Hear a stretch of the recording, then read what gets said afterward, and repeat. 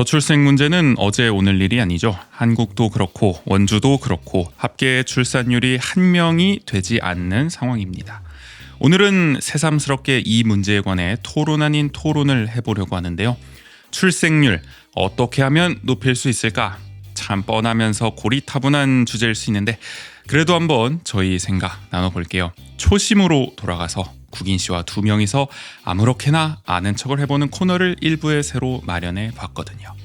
2023년 12월 15일 금요일 원주 아는 척 101회 1부 원주통신과 척척 토크입니다.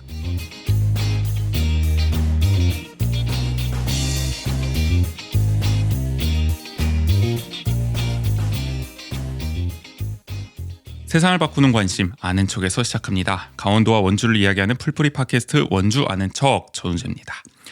기후위기를 실감하는 겨울입니다. 겨울에 어울리지 않는 역대급 비와 따뜻한 날씨가 이어지더니 이제 또 갑자기 또 추워졌어요. 종잡을 수가 없어요. 지구가 어떻게 돌아가고 있는 건지 하여간 제 주변에는 요즘 독감에 걸린 분들도 많으신데요. 건강 조심하시라는 잔소리로 시작을 해보겠습니다. 역시 독감으로 최근에 맞나요? 아무튼 고생하신 국인 씨 옆에 나와 있어요. 어서 오세요. 안녕하세요. 역시 백신을 맞아야겠죠, 독감? 맞아야 합니다. 많은 분들이 맞을 걸 후회하시는 걸 목격하고 있어요. 종종. 네, 저 최근에 독감 걸렸을 때 너무 심하게 알아가지고 이 백신 맞은 게 무슨 소용이 있나 이런 생각을 하긴 했는데 네. 주변에 보니까 백신을 안 맞은 분들은 입원을 하시는 분들도 있더라고요. 그리고 굉장히 독한 정말 독감이 네. 오고 있다 이번에. 그래서 백신을 맞으면 이 정도였구나. 많이 방어가 된 겁니다. 그 정도도 네. 생각해 보면. 근데 이게 코로나 백신 효과 없겠죠? 하긴 너무 옛날에 맞기도 했고. 네, 이미 다 없어졌을 겁니다. 또 다른 종류일 테니까. 네네. 그러니까 저도 독감 백신을 좀 맞아야 되나. 아직까지 안 걸리고 있으니까 이게 더 세게 올 수도 있겠다라는 생각도 들어서 맞아요. 불안감이 좀 커지고 있기는 합니다. 오늘 방송은 사실 제가 쭉 최근에 몇 개 방송을 이제 편집하면서 느낀 게 내가 너무 좀 지나치게 텐션이 높은 것 같다. 라는 생각이 들었어요. 그래서 오늘부터는 좀 발성을 차분하고 좀 힘있게 바꿔보자 라는 생각을 했거든요. 일조에도 근데 한번 이렇게 하겠다고 그렇죠. 했었는데 네. 금세 또 돌아갔더라고요. 보면. 그때도 약간 그 이청아 발성을 좀 맞아요. 강조하셨잖아요. 그래서 오늘도 다시 이청아 자기 목소리 찾는 법 그 영상 있지 않습니까? 네네. 그걸 다시 보면서 마음을 또 가다듬으려고. 그때 내 목소리를 찾는 법 나를 하면 된다 그랬잖아요. 나 이게 가장 편한 목소리다. 이 톤으로 가겠습니다. 나를 찾아가겠습니다. 네네. 너무 낮나요? 근데 지금 목소리가? 아니요, 괜찮아요. 저는 평소보다 조금 많이 낮더라도 여러분들 적응해 주세요. 여러분이 어떻게 하겠습니까? 모르겠네요. 여러분들 듣기에는 좀 어떤 게 나으실지 어떤 게 좀 편안하실지 모르겠지만 제가 텐션이 낮은 건 그러니까 기분은 똑같습니다. 다만 목소리를 좀 차분하게 가져가 보겠다. 좀 더 단단하게. 어색한가요? 네. 모르겠네. 아무튼 제 목소리와 함께 오늘 또 코너도 살짝 개편을 해봅니다. 원주 통신을 더 간소화해봤고요. 새 코너를 하나 만들었어요. 주제 하나를 정해서 프리토크를 좀 나눠보는 시간입니다. 아직 코너 이름을 사실 방금 정했어요. 맞아요. 그래서 원래 못 정했다가 방금 정했는데 척척 토크로 정해봤습니다. 네, 계속 약간 근데 좀 의아함이 이거. 갖고 계시잖아요. 네. 그 듣는 분들은 경악을 금치 못할 수도 있는 네네. 그런 코너 이름이 될 수도 있고. 근데 저희가 늘 네이밍 센스가 이 정도입니다. 맞아요. 척척 토크도 결국 아는 척의 척 그리고 이제 영어에 척이란 단어가 있다고 하죠. 좀 던지다 막. 네네. 이게 약간 서류를 툭 놓듯이 던지는 방송이 될 수도 있다. 코너가 될 수도 있다. 그래서 척척 토크다. 네, 아는 척을 던지는. 진짜 아무렇게나 지었습니다. 네, 하여간 잘 해보겠고요. 저희가 꿈꾸는 이 뉴욕 팟캐스트처럼 둘이서 이렇게 좀 대화와 토론에 좀 집중을 해보는 네네. 그런 느낌이라고 봐주시면 좋을 것 같습니다. 우리 또 창립 취지가 실컷 아는 척을 해보자 이런 거 아니겠습니까? 예전에 슬로건을 기억하시는 분들이 계실진 모르겠지만 계시겠죠. 아직 1년도 안 됐습니다. 네. 네, 오히려 지금 슬로건 바뀐 지 얼마 안 됐어요. 그렇죠. 네. 정신없는 수다 방송이었기 때문에 맞아요. 그래서 한 1회부터 한 40회까지는 진짜 어떤 분들은 솔직하게 말해서 못 들어주겠다 이런 분도 있어요. 그때 방송을. 맞아요. 그래서 네. 그렇게까지 가진 않고요. 그냥 그 취지에 맞게 취지를 살려서 좀 녹여내서 지금 방송 이 골자에 토크에 어쨌든 집중을 해보겠다. 좀 더 깊진 않겠지. 그냥 대화를 좀 해보겠다. 네네. 아니, 서두가 너무 길다. 그냥 바로 시작할게요. 그러니까 이게 라이프 스타일도 그렇고 뭐 지역도 그렇고 여러 가지 주제를 좀 아울러서 해보려고 하니까요. 오늘 첫 시간도 좀 기대해 주시고요. 그럼 바로 101회 1부 시작해 보겠습니다.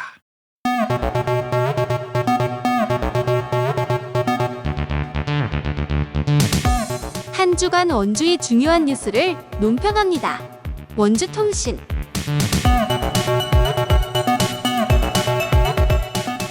원주통신 오늘은 하나씩 선정해봤어요. 먼저 저부터 할게요. 내년 총선 초박빙 선거구로 꼽히죠. 바로 원주갑. 여기 원주갑이 어디냐 뭐 모르시는 분도 있을까봐 소개해드리면 태장 1동, 태장 2동, 중앙동, 원인동, 일산동, 학성동, 단계동, 우산동, 무실동, 문마급, 호저면, 지정면, 불온면, 귀래면에 살고 계시다면은 여러분은 원주갑에 투표를 하시게 됩니다. 원주갑은 뭐 대체로 이제 원도심 그쵸. 이 많이 네. 포함되어 있기 때문에 보수 성향이 강하다. 민주당의 험지다. 뭐 이렇게 좀 우리가 많이 얘기를 해왔었고 네네. 민주당이 이긴 게 사실은 2020년 총선 지난 총선 때 사실 이광재 전 도지사가 나오면서 사실 승리를 한번 거뒀던 거잖아요. 아, 맞아요. 그 전까지는 계속 네. 사실 보수 정당 계열들이 이겨왔었고 그러다 또 재보궐 때 또 박정아 국민의힘 또 국회의원이 이기면서 다시 보수 정당으로 넘어간 상황입니다. 하여간 내년에도 이 원주갑은 그야말로 계속해서 좀 접전이 펼쳐질 것 같다라는 예상이 나오는데 이번에 그 민심의 향방을 가늠할 여론조사가 또 처음으로 나와서 이거 소개 안 할 수가 없어서 들고 그렇죠. 왔어요.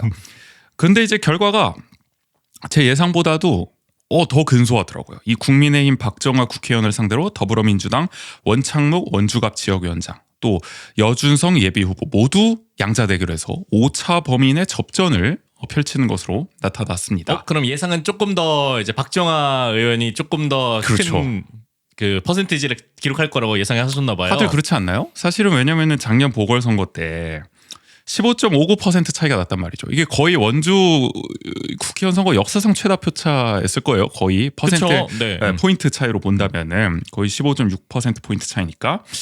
근데 2년 만에 어떻게 보면 다시 초박빙 선거구로 돌아왔다 이렇게 볼 수가 있는 거죠. 네네. 뭐 그 앞서 말씀하셨지만 그 동안에 이렇게 뭐 보수 계열의 국회의원이 당선이 됐어도 그 안에서도 표차가 굉장히 작았었고 점점 작아지고 있었죠. 네네. 저번에 뭐 100 몇십 표 차이로 진 경우도 있었잖아요. 민주당 후보가 맞아요. 2016년에 네. 권성중 후보가. 그러니까 그럴 정도로 점점 격차가 좁혀지는 와중에 갑자기 또 거의 15%막 이렇게 벌어지니까 원주갑의 아성이 다시 부활하나.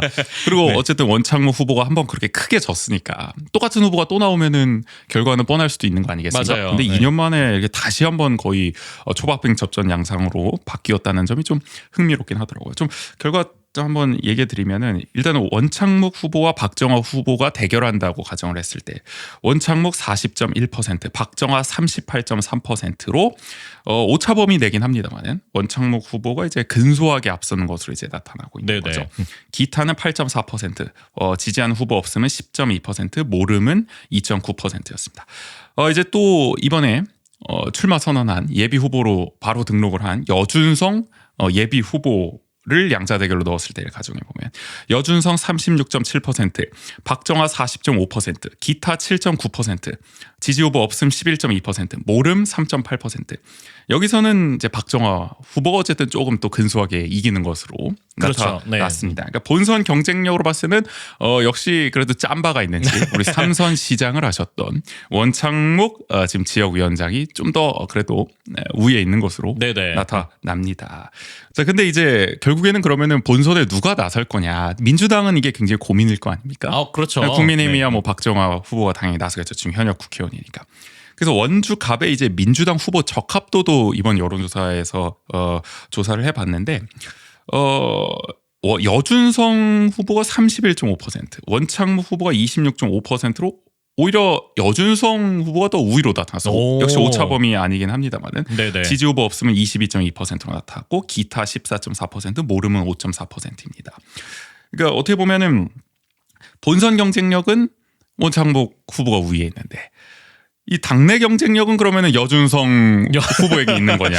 이게 약간 좀 아이러니한 묘한 일이- 상황이 되고 네. 있어요. 그런데 여기서 또 하나 짚고 넘어가면 더 깊숙이 들어가면 그 민주당을 지지하는 응답자만을 대상으로 민주당 후보 적합도를 조사했을 때 그 결과를 봤을 때는 원창목 지금 지역위원장이 여준석 예비 후보를 오차범위에서 또 앞서는 것으로 나타나고 있거든요. 원창목 후보가 41.6%, 여준석 후보가 40.5%예요. 물론 아주 오차범위 내에서 박빙 접전입니다. 그러니까 뭐 여론조사만 놓고 보면은 정말 이 민주당 경선이 좀 치열할 것 같다라는 생각이 들죠. 그러게요. 근데 결국에는 뭐 당원 몇 퍼센트 비율, 뭐 여론조사 몇 퍼센트 비율을 섞을 거기 때문에 그 비율도 굉장히 중요할 것 같기도 하고. 왜냐면은 그 민주당 지지층에서도 당원이 누구냐 뭐 이런 것도 차이가 그렇죠. 있을 거고. 그리고 네. 사실은 역선택도 좀 있는 것 같긴 해요. 그러니까 전체 이 조사 대상을 바탕으로 한 이 민주당 후보 적합도에서는 국민의힘 지지자라든지 정의당 지지자 분들이 여준석 후보를 많이 선택했거든요. 그러니까 어떻게 보면 원창목 후보에 대한 좀 비토 심리 약간 이런 게 이번 결과에서 드러난 점도 있어서 네네. 실제 민심과 과연 얼마나 일치하느냐는 우리가 좀 따져봐야 되긴 합니다. 정말 많은 사람들이 원창목보단 여준석이 낫지라고 생각하고 있는 건지 아니면 의도적으로 원창목보단 여준석이 나오는 게 좀 유리하지, 수월하지 약간 뭐. 않을까라는 생각에 역선택을 했을 수도 있기 때문에 요 여론조사만으로 다 판단할 수는 없을 것 같다. 하여간 좀 흥미로운 결과긴 합니다. 본선과 당내 결과가 다르게 나타났기 때문에. 그리고 다 어쨌든 오차범위 내여서 그렇죠. 이런 것들이 굉장히 좀 주목할 부분인 것 같아요. 뭐 주변 얘기 들어보면 여준석 씨는 그래도 이 삼선시장 출신인 이 원창목 위원장한테는 힘들지 뭐 이런 얘기들을 하시잖아요. 네네. 근데 뭐 전체 여론조사나 뭐 당내 적합도 당내 지지층 대상으로 보더라도 생각보다 굉장히 접전이다. 맞아요. 이 정도 해볼 만하다. 그래서인지 여준석 예비 후보가 아주 뭐 자신의 SNS에 바로 또 이 결과를 올리기도 하더라고요. 맞아요. 네. 이번 여론조사 잠깐 개요 소개해드리면은 한양경제가 조원 CNI에 의뢰해 진행을 했습니다. 사실 원주 간만 이렇게 콕 집어서 여론조사를 한 것도 좀 신기하긴 하더라고요. 맞아요. 네. 그러면은 사실 제가 과문한 탓인지 한양경제라는 언론을 이번 처음 들어보기도 했는데 네네. 특이했습니다. 하여간 이 원주 갑을 조사했다는 게 그러니까 그만큼 좀 주목을 받고 있는 선거구라는 전국적으로 뜻도 되지 않을까. 아무래도 뭐 이광재가 있었던 지역이기도 네네. 하니까 또 박정아 국회의원이 지금 또 어쨌든 당내에서 실세잖아요. 또 대변인도 맡고 네네. 있고 얼굴도 많이 나오니까 또 중요하게 보고 있겠죠. 조이 CNI가 12월 2일부터 12월 4일까지 원주 갑에 거주하는 만 18세 이상 550명을 대상으로 조사를 했습니다. ARS 무선 91.5%고요. 이제 통신사가 제공한 가상 번호를 활용한 겁니다. 유선 RDD 방식으로는 8.5% 조사를 했고요. 응답률은 5.1%, 표본 오차는 95% 신뢰 수준의 플러스 마이너스 4.2% 포인트라고 합니다. 자세한 내용은 중앙선거관리위원회 중앙선거 여론조사 심의위원회를 참고하면 되고요. 이런 가운데 이제 정말 선거철이라는 게 느껴지는 게 또 각 지역 언론사에서 또 여론조사를 또 돌리겠다고 합니다. MBC, KBS, G1 이렇게 강원 지역 방송 3사가 총선 공동 여론조사를 이제 진행한다고 하거든요. 오. 강원 8개 선거구 주요 후보군 지지도, 또 정당별 후보군 적합도, 대통령, 도지사, 교육감 평가조사.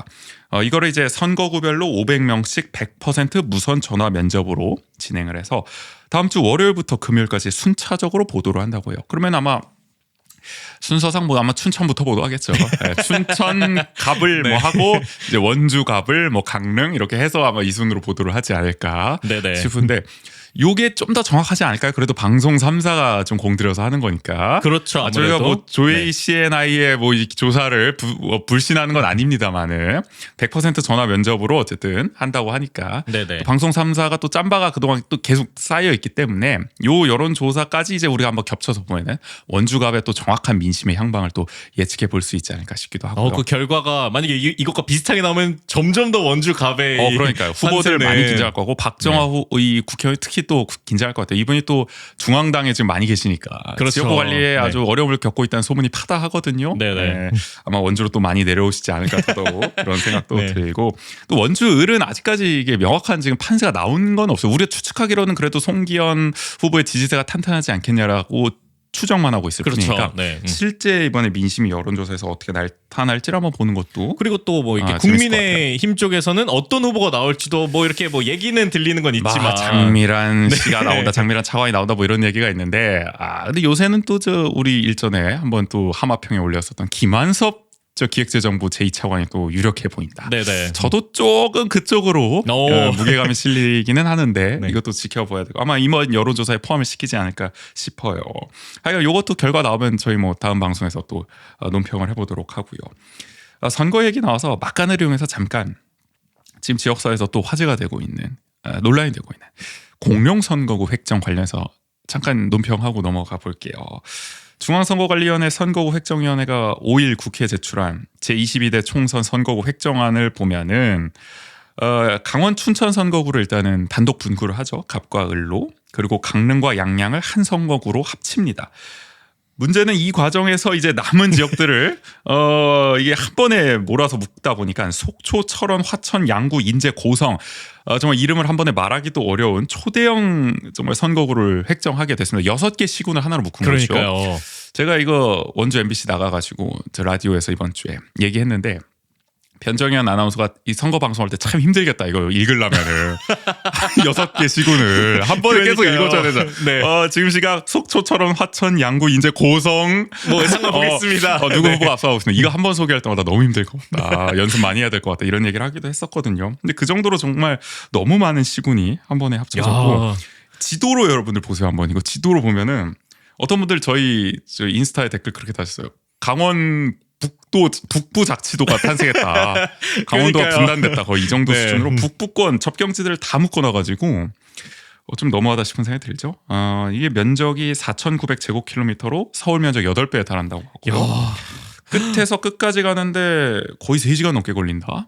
뭐 그렇더라고요. 또 서울 국회의원들이 평균적으로 담당하는 지역구 면적보다 323배 넓다. 뭐 말이 안 됩니다. 네. 뭐 8배 이래도 사실은 만만치 네. 않은 이 정도 면적인데. 되면 이제 지역구가 의미가 없는 거죠. 네네. 지역구 여론 수렴이 어려운 건 물론이고 생활 여건이 전혀 다른 지역을 지금 하나로 묶었기 때문에 현실적이지 않다는 지적이 당연히 나옵니다. 이게 접경지라고 하더라도 또 거기에서 해당되지 않는 지역도 막 있고 이런 그렇죠. 거잖아요. 바다를 접하고 있는 곳과 내륙을 또 접하고 있는 곳이 다르고 철원 같은 경우에는 또 뭐 벼농사나 이런 걸 많이 하는 곳이고 뭐 이제 속초라든지 이런 곳은 어업에 또 종사하는 분들 많기 때문에 그렇죠. 이해관계가 어떻게 보면 다 다른 것을 한 명의 의원이 이거를 대변한다는 것은 아니 뭐 우리가 생각하기도 말이 안 되지 어떻게 선거 유세부터가 난항이죠 이거는. 그러니까요. 네, 그러니까 이거는 말이 안 되지만 결국 뭐 사실 뭐 어떻게 이렇게 갈 수도 됐습니까? 있겠다라는 네. 생각이 들고 근데 결국에는 제가 MBC 나가서도 그 얘기했지만 강원도 의석이 지금 8석인데 현행 이거를 고정한 상태에서 유지한 상태에서 춘천을 단독으로 갑을로 분구를 한다면은 이렇게 공룡 선거구를 할 수밖에 없어요.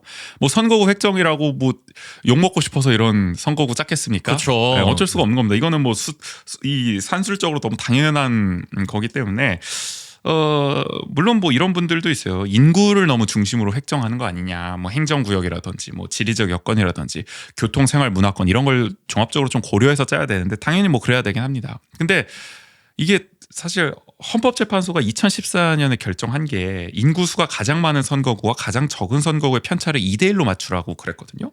그렇기 때문에 인구 상한선이 27만 3,200명이고 하한선이 13만 6,600명이라는 거예요. 그러니까 이 기준을 맞춰야 헌법에 부합하는 선거구 획정이 되는 겁니다. 네네. 그렇기 때문에 인구를 절대적으로 따질 수밖에 없어요. 왜냐면은 나의 표와 또 다른 지역의 표의 등가성은 또 맞춰야 되잖아요. 우리 그렇죠. 민주주의 사회에서. 네. 그러니까 이 대원칙을 훼손할 수 없는 한 결국에는 뭐 인구 기준이 가장 우선될 수밖에 없는 상황이기 때문에 그러다 보면은 인구가 적은 강원도와 같은 지역은 비합리적인 선거구 탄생이 현행 제도에서는 불가피하다. 네네. 저는 그렇게 생각을 하는 거죠. 그러니까 이게 뭐 그러니까 그렇기 때문에 거의 이런 획정할 때 기준이 그런 춘천, 강릉, 원주를 기준으로 맞춰질 수밖에 없는 거잖아요. 사실상. 아무래도 인구가 가장 많은 빅3 도시 중심으로. 네네. 그래서 저는 사실은 뭐 사실 김진태 도지사도 공룡 선거구는 춘천 단독 분구는 당연하고 환영할 일이지만 공룡 선거구는 막아야 한다. 이 얘기를 했는데 이게 참 말이 그렇지 방법이 없는 거예요. 그러면은 단독 맞아요. 분구를 하면은 공룡 선거구를 허용하자는 거예요. 결국에는. 그럼 뭐 대안으로 만든다는 게 대안도 사실 못 내놓지. 대안이 없거든 내가 볼 때는 지금 상황에서. 그나마 한다는 얘기가 뭐 강원도에 한석 늘려서 9석으로 만들자. 근데 어디서 데려올 거야? 어디서 의석을 가져올 거야? 그러니까요. 다른 지역은 호구야? 아니잖아요. 지금 서울도 의석이 하나 줄었고 네네. 호남도 한석 줄은 걸로 알고 있어요. 경기도가 이제 한석 늘고 막 이렇게 됐죠.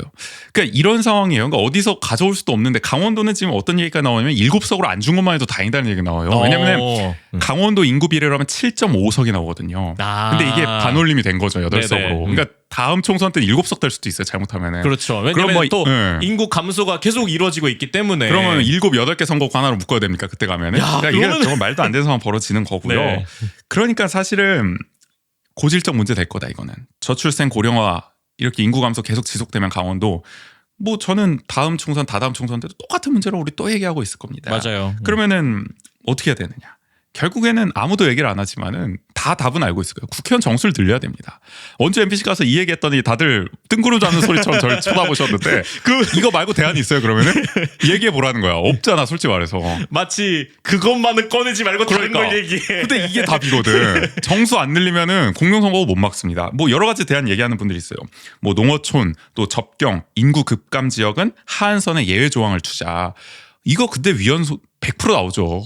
위헌 그쵸, 소지 당연히 네. 있죠. 헌법재판소 결정에 완전 배치되는 그 특별 그 예외를 두자는 건데 이게 될 일이 아니고요. 그러니까 어디 하나 예외를 둬서 이렇게 하면은 어쨌든 그러면은 이 인구 감소 문제가 물론 지금 강원도가 가장 심하긴 하지만 다른 지역도 벌어질 일인 거잖아요. 그렇죠. 네. 그러니까 하한선에 이 특례를 주더라도 정수가 유지된 한에서는 결국에 파이 나눠먹기는 똑같은 거예요. 그쵸. 그럼 뭐 비례대표 의석 줄이자는 얘기 바로 나오겠죠. 지역구 의석 늘리고. 네네. 그럼 이것도 과연 우리가 지금 어떻게 보면은 그 선거 제도를 얘기할 때 정말 등가성이 제대로 반영되도록 국민의 의사가 정확히 의석으로 반영돼도 지금 비례성을 높이자는 얘기를 하고 있는 상황이잖아요. 그러니까 그런 방향성으로 나간다면은 어떻게 보면 진보적인 선거 방식을 채택할 때는 또 옳지 않은 방향일 것이고 그런 그렇죠. 식으로 이렇게 특례를 주는 게 그러니까 이것도 안 될 일입니다. 그리고 뭐 권역별 비례대표제 뭐 얘기도 나오는데 이거는 제가 볼 때 지역 대표성을 높이는 방식일 수는 있어도 공룡 선거구로 막는 방식은 아니에요. 결국 그렇게 되면은 근데 2개월 대안으로 얘기하는 것도 좀 의아하다는 생각이 들어서 결국에는 제가 기승전 국회의원 정수 확대를 얘기할 수밖에 없는 겁니다. 지금 253석인데 요거 유지한 상태로 획정하면은 뭐 누가 오더라도 선관위 뭐 할아버지가 오더라도 이거 이렇게 할 수밖에 없습니다. 김진태 도지사 보고 짜라고 해도 이렇게 짤 수밖에 없다. 제가 생각할 때는. 그렇죠. 네, 안 그러면은 뭐 지난 총선처럼 춘천 단독 분구를 뭐 이렇게 다시금 뭐 이렇게 뭉쳐야 돼요. 어쩔 수 없이. 그러니까 단독 분구를 못 하고 춘천의 일부 읍면동을 떼서 다른 지역과 합치는 이것도 네. 사실 특별 조항으로 그렇게 해서 한 거죠. 맞아요. 사상 초유의 일이었습니다. 물론 이제 국회의원 정수 확대하는 게 국민 여론이 좋지 않으니까 이게 논의가 안 되죠. 이번에도 사실 정수 늘리자는 얘기가 잠깐 나왔다가 또 사라진 개인적으로는 좀 아쉬운 일이 있기도 네네. 했습니다. 그러나 국회의원 정수 늘지 않으면 이런 논란은 계속 반복될 겁니다. 이미 한국은 다른 어떤 국가들에 비해서 인구 대비 국회의원 수가 또 적은 편이다라는 얘기 나오고 있고 제가 볼 때는 한 400명까지는 늘어야 되지 않나. 100명 정도는 더 늘려야 된다. 네네. 욕심을 내보자면 이제 인구 10만 명당 한 명으로 해서 한 500명까지 해도 되지 않나. 라는 생각도 들긴 하는데 그러면은 이 국회의사당 우리 국회의사당도 이제 영국 국회의사당처럼 이제 촘촘하게 앉아야겠군요. 그거야 뭐 리모델링 뭐 하는 게 뭐 백날 일인데 뭐 얼마든지 뜯어 고칠 수 있죠. 뭐 벽도 옮기고 뭐 하면서 아니 뭐 세종에 하나 지어 그냥 이참에 국회를 이참에. 세종을 옮겨. 뭐 그렇게 하면 될 것이고 하여간 저는 이 국회의원 정수 이번에도 실패했는데 늘리는 거 늘리지 않는 한 공룡선거고 다음 총선 다다음 총선 계속 문제될 겁니다. 하여간 뭐 이번 획정의안은 당장 내년 총선에 바로 적용하는 건 아니고요. 국회가 아마 재논의할 겁니다. 제가 볼 때는 원상회복할 거다. 그러니까 지난 총선 그대로 갈 것 같다. 요 획정의안으로는 못 갈 거예요. 시군 6개 시군을 어떻게 하나로 합칩니까? 그래서 아마 지난 총선처럼 춘천처럼 화천 양구 갑을로 유지하지 않겠냐는 얘기가 나오는데 근데 지금 춘천은 분위기 묘합니다. 분구 나쁘지 않을 수도 약간 이런 분위기인 거죠. 이게 단독 분구야 아니면 원래대로? 단독 분구죠 당연히. 원래 아는 춘천은 절대 못 받아들이는 거고. 그렇겠죠 아무래도. 그러니까 이게 묘한 거죠. 춘천은 지금 획정의안 나쁘지 않으니까 속초처럼 화천 양구 인제 구성은 알아서 하시고 뭐 이런 거죠. 그러니까 이해관계가 또 엇갈리는 겁니다. 네네.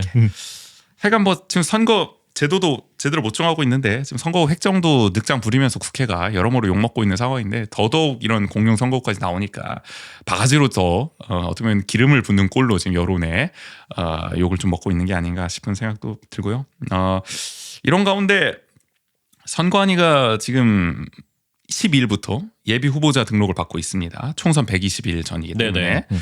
근데 지금 아직 선거구랑 선거 제도도 뭐 정해지지 않은 상황이기 때문에 그러니까요. 자기가 어디서 지금 출마하는지 선거 룰은 뭔지도 모른 채 후보 등록을 해야 되는 황당한 상황이 벌어지고 있습니다. 원래 선거일 1년 전까지 해야 되거든요. 그러니까 이제 올해 4월 12일까지 끝냈어야 되는 거죠.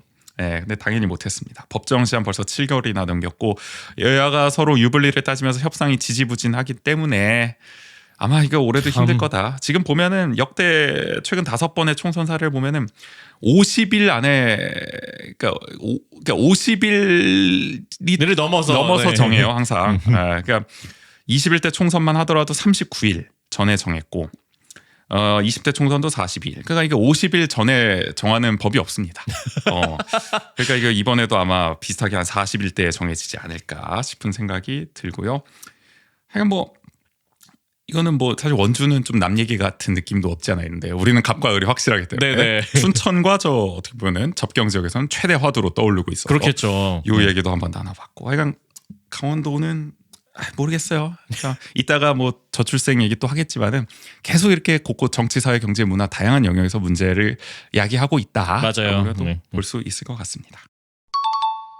다음은 국인 씨가 가져온 소식이에요. 네, 저는 원주정부가 지난달 30일 제3회 원주시 답례품 선정위원회를 열고 2024년 고향사랑 기부제 답례품을 추가로 선정했다는 소식을 가지고 왔습니다. 네. 네, 여기에서 추가된 좀 주요 항목들을 살펴보면요. 소금산 그랜드밸리 입장권, 원주 뮤지엄산 입장권, 그다음에 원주 인터블고 호텔 숙박권, 그다음에 감자떡, 감자만두, 찹쌀호떡, 원주 팔경 자석 액자 등 총 22개 품목이 추가되었습니다.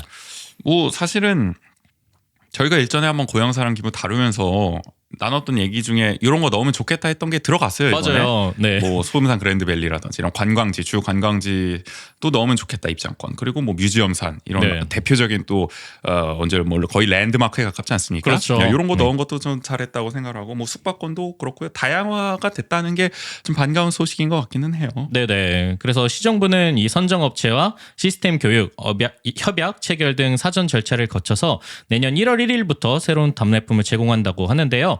이제 올해 이제 지급됐던 기존 답례품 50개는 제도 시행 첫 해인 점을 감안해서 협약 기간을 1년 더 연장하기로 의결했습니다. 그러면 총 77개를 내년에 이제 제공을 한다. 네네. 볼 수가 있는 거죠. 근데 사실 뭐 이게 추가가 됐긴 했지만 저는 더 추가를 해도 좋을 것 같다. 선택지를 더욱 막 100개 넘게 한번 더 확대를 해보면 좋지 않을까. 또 제 주변의 소상공인 분들 중에는 이 답례품에 또 들어가고 싶어 하시는 욕심을 내고 계신 분들도 계시거든요. 그러니까 또 지역 상권 활성화를 위해서 더더욱 좀 적극적으로 답례품을 확대해 나가는 그런 모습을 또 보여줘도 괜찮을 것 같다라는 생각이 들고 그래서 국인 씨가 지금 써오신 원고를 보니까 다른 지역에 좀 우리가 참고할 만한 좀 이색 답례품 사례들이 있네요. 좀 맞아요. 소개해 주시면 좋을 것 같아요. 네. 일단 그 성동구가 이제 고향사랑 기부금의 30만 원 그 기부를 할 시 SM타운 투어 프로그램에 참여할 수 있는 그 투어 프로그램 참여권을 지급을 답례품으로 하고 있어요. 서울 성동구죠. 네네. 네, 여기 SM타운이 있죠. 성동구에. 그렇죠. 그래서 이제 만약에 투어를 참여하게 되면은 SM타운 1층부터 해가지고 뭐 스튜디오, 그다음에 뭐 아티스트들이 녹음하는 레코딩 그런 스튜디오, 그다음에 댄스 스튜디오 이런 곳들을 순차적으로 모든 방문하게 스튜디오 된다고 나간다. 해요. 하여간 네네. 그 사옥에 있는. 네. 그럼 뭐 사실 뭐 K-팝 팬들에게는 또 하나의 매력적인 상품이 될 수 있을 것 같기도 맞아요. 하고. 네. 그러니까 어차피 내가 서울 가서 SM타운 한번 뭐 둘러볼 계획, 좀 제대로 보고 싶은 어떤 마음을 먹고 있는 다른 지역에 사는 K-팝 팬들이라면은 뭐 한번 좀 기부를 하고 겸사겸사 가보는 경험할 수도 있겠다라는 생각이 네네. 들고요. 아마 제가 알기로는 여기 SM 사옥에 갈 수는 있는데 뭐 가더라도 1층에 있는 굿즈샵이나 그렇죠. 네, 이런 네. 곳밖에 뭐 못 가기 스튜디오까지 때문에 뭐 다 들어갈 수는 없겠죠. 뭐 네네. 또 공공 도서관도 아니고 여기가. 네, 하여간 그런데 어쨌든 지역에 있는 자원을 또 민간과 잘 협업을 해가지고 그렇죠. 선정을 한 네. 것 같아요. 네, 그래서 이게 뭐 그렇다고 엄청 많이 갈 수 있는 것도 아니고 매달 이렇게 선착순 10명으로 모집을 해서 이렇게 어느 정도 인원을 또 제한을 하고 있더라고요. 그렇기 네. 때문에 여기에 적극적으로 가고자 하는 사람들은 더 이게 참여할 수밖에 없게 유도하는 그런 면모도 있는 한정 거고요. 상품으로 만들어서 네네. 마감 임박 약간 이런 느낌으로 맞아요. 더 약간 이 답례품을 내가 좀 약간 좀 더 그러니까 유니크한 거니까 네네. 어떻게 보면은 나만 좀 그러니까 남들이 못하는 경험을 내가 할 수 있는 그런 네. 걸 좀 제공한 느낌도 안겨주는 지점이 있네요. 물론 뭐 이거는 한 번에 너무 많은 사람 하기 어려우니까 이렇게 했겠지만 그렇겠지만 뭐 부가적인 효과가 나타났다 네네. 볼 수 있을 것 같고. 그런 것도 있고 이제 뭐 수원시라든지 그다음에 봉화군 같은 경우에는 지역 화폐를 아예 지급하는 경우도 있고요. 답례품으로. 경기도 수원과 경남 봉화군이죠. 네네. 그런 경우도 있고 또 이색적인 게 경북 경주시 그다음에 전북 순창군 전남 장성군 같은 경우에는 벌초 대행을 해주는 것도 답례품으로 들어가 있더라고요. 이거는 뭐 지역의 특성이 반영된 것 같기도 하고요. 네네. 이거는 예를 들어서 내가 이 지역에 살지 않으면 원정을 와서 벌초를 해주는 겁니까? 아니면 이 지역에 그 묘가 있어야 벌초를 해주는 아마 걸까요? 그런 것 같아요. 이게 뭐 경북 경주에 묘가 있는 경우에 여기에 이제 기부를 하고 그 포인트를 가지고 신청을 했을 때 이제 받을 수 있는 말 서비스. 그대로 이제 고향인 사람들, 네네. 뭐 선친의 묘가 있다든지 내 고향에 이런 분들이 이제 기부하도록 만든 어떤 답례품인 것 같군요. 그런 거죠. 저희도 이제 저기 본가에 이제 선산도 이제 대구 옆에 있는 경산에 있거든요. 네. 근데 뭐 그러니까 그런 거죠. 그러니까 저희가 경산에 이제 고향사랑 기부금을 기부하고 이제 거기에 있는 선산에 벌초할 수 있는 그런 답례품을 선택할 수 있는 그런 게 아닐까 싶어요. 네, 뭐 어쨌든 뭐 유용한 분들이 있을 것 같고 네네. 뭐 매번 못 가시는 분들도 있을 텐가. 요즘은 또 벌초하는 것도 대행 업체를 또 부르는 경우도 많잖아요. 맞아요. 근데 지자체 네. 차원에서 해준다면 또 반가운 일일 수 있을 것 같고 제가 아까 봉화군을 저 경남이라고 했는데 경북입니다. 네, 제가 네네. 잠깐 착오가 있었고 이게 항상 저기 봉화마을하고 헷갈려. 나는 봉화마을이 경남에 있잖아요. 그렇죠, 그래가지고 그렇죠. 네. 아마 봉화군 분들이 민감하실 텐데 또 헷갈리는 분들 많아서 네. 죄송합니다. 정정하겠습니다. 경북 봉화군입니다. 네. 그리고 이건 또 강원도의 또 다른 지자체의 또 사례네요. 네, 강원도 영월군에는 그 위생 서비스를 또 답례품으로 제공을 하고 있더라고요. 그래서 보면은 코로나19 예방 실내 살균 서비스라든지 침구류 살균, 그다음에 해충 방제 서비스 중에 선택할 수 있다고 합니다. 근데 이게 단 서비스를 받는 장소가 영월군 내에 있어야 이걸 받을 수 있다고 하더라고요. 그럴 수밖에 없을 겁니다. 여기서 준 답례품들은 결국에는 지역 안에서 뭔가 이렇게 소비가 되고 지역 그렇죠. 안에서 서비스가 이루어지도록 할 수밖에 없겠죠. 뭐 지자체의 정책 설계상 그렇게 될 수밖에 없는 측면이 있고 그럼 결국에는 뭐 고향 사랑이니까 뭐 네네.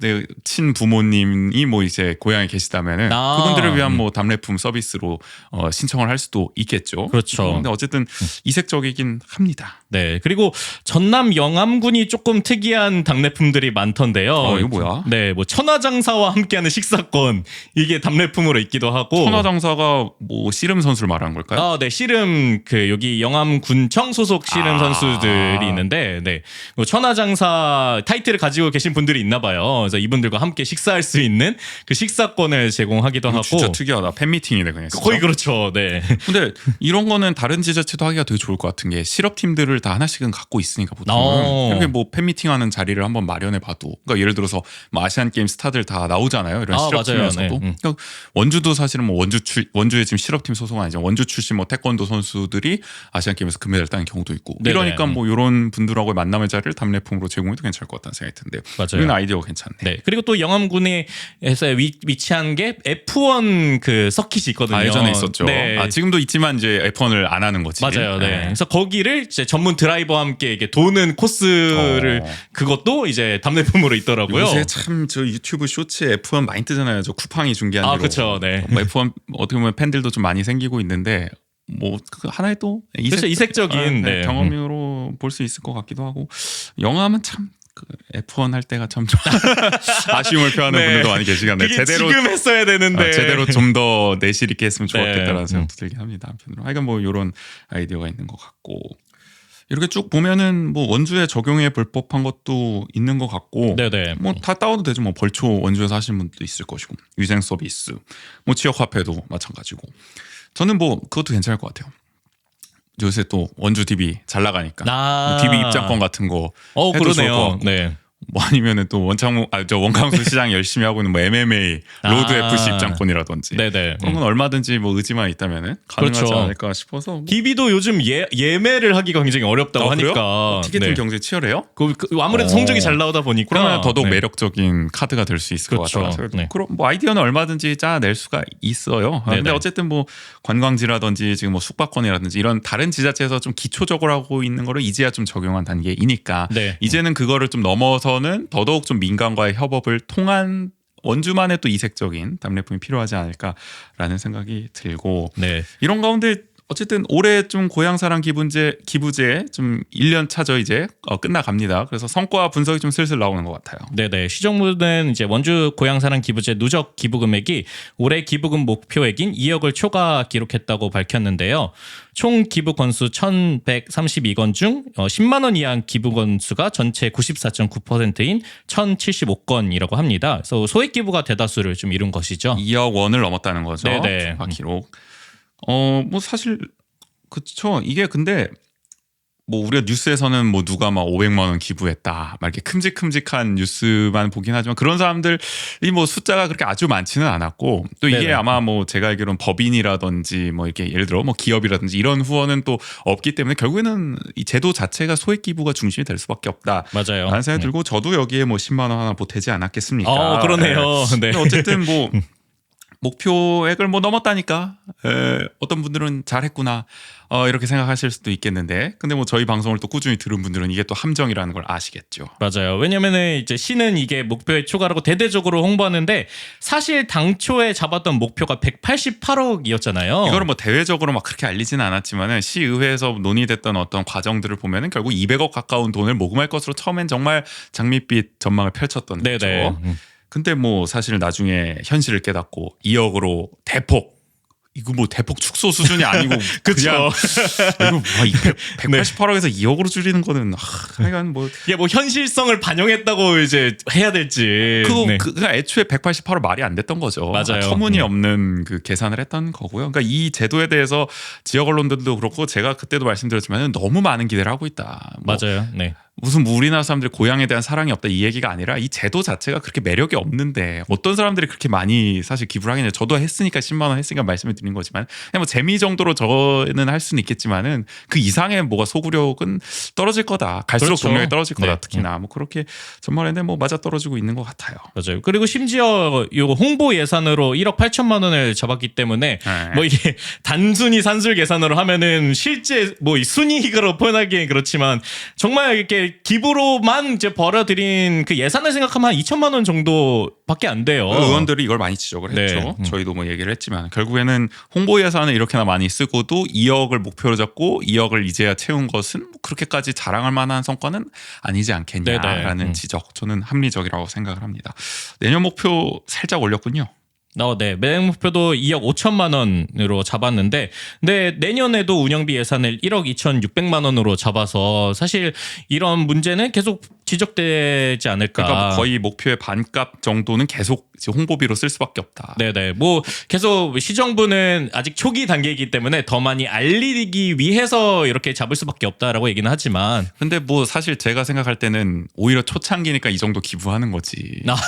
사실 갈수록 과연 기부를 많이 하겠냐. 네네. 이 제도가 저는 한계가 처음부터 명확하다라는 좀 비관적인 생각을 갖고 있기는 하고요.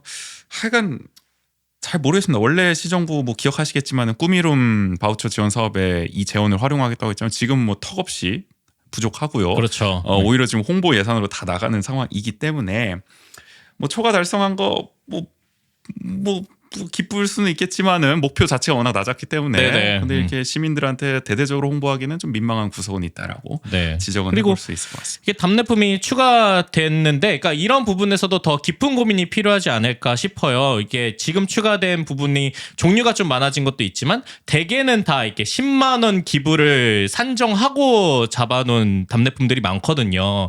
근데 이제 아까 소개해드렸던 뭐 성동구 SM타운 투어 프로그램이라든지 뭐 벌초 대행 서비스라든지 이런 것들은 다 30만 원 기부했을 때 그 기준인 9만 포인트로 이제 선택할 수 있는 답례품들이거든요. 좀 더 많은 기부 금액을 할 수 하도록 좀 네네. 유도하는 장치가 되는 거죠. 그렇죠. 원주도 좀 선택지를 더 다양할 필요도 있다. 답례품의 선택지도 다양하지만 내가 좀 이제 기부할 수 있는 금액에 좀 매력을 느낄 만한, 좀 네네. 상향을 시킬 수 있는 그런 좀 구미가 당길 만한 좀 답례품 설계도 필요할 것 같다라는 지적까지 해주셨습니다. 오늘 원주 통신은 여기까지 할게요.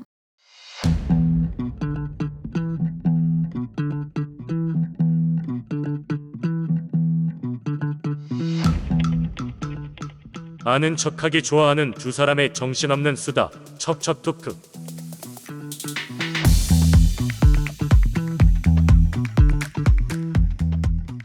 오프닝 때 말한 척척 토크 해볼게요. 자, 오늘 주제 단순합니다. 출생률 어떻게 높일까? 답이 있나요? 네, 너무 뜬금없고 참 고리타분하고 참 처음부터 왜 이런 얘기를 하냐. 뭐 벌써부터 방송 끄시는 분 있을 수도 있을 텐데 뭐 일단 한번 들어주세요. 이 주제 잡은 이유가 최근에 제가 그냥 기사 하나 읽었는데 이거 함께 좀 나누면서 소개하면 좋을 것 같아서 가져왔거든요. 한국일보 최진주 기자가 11일에 쓴 마을이 키우고 일하는 법 바꿨더니 출생률 두세 배 급상승 일본 사례 공통점은 이런 기사인데 일본 사례를 바탕으로 이제 출생률을 높일 수 있는 어떻게 보면 효과적인 대안을 소개하는 기사입니다. 네네. 그래서 여기에 나온 어떤 사례들을 바탕으로 좀 우리 지역에 적용해 볼 수 있는 뭐 그런 좀 논의를 해볼 수 있지 않을까 해서 오늘 첫 주제로 잡아봤거든요. 또 마침 국인 씨 올해 정말 전담 육아를 하시면서 많은 또 산전수전을 겪고 계시기 때문에 당사자로서 느낀 지점 함께 좀 첨언해 주실 수 있지 않을까 네.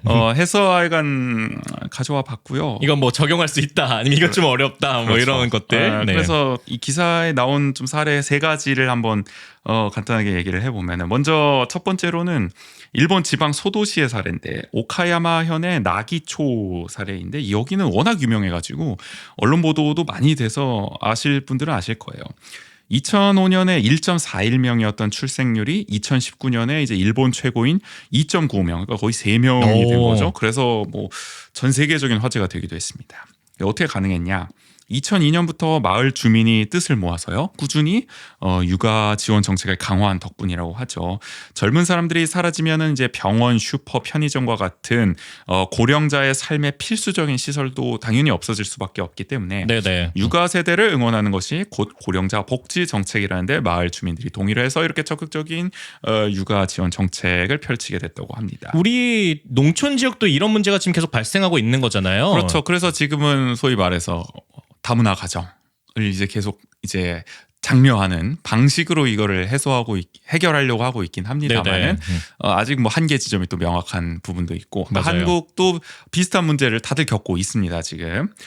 그래서 이 마을에서 한 정책 중 하나 먼저 이제 육아의 경제적 부담을 줄이자. 그래서 출산부터 아이가 대학생이 될 때까지의 이제 생애 주기에 맞춘 지원금 제도를 마련했다고 해요. 그래서 이 기사에 나온 사례 하나는 이제 육아 응원 청년 주택이라고 해서 월세 5만 엔에 입주 가능한 주거를 공급한다고 합니다. 이제 5만 엔이면은 이제 지금 환율로는 약 한 44만 원 정도.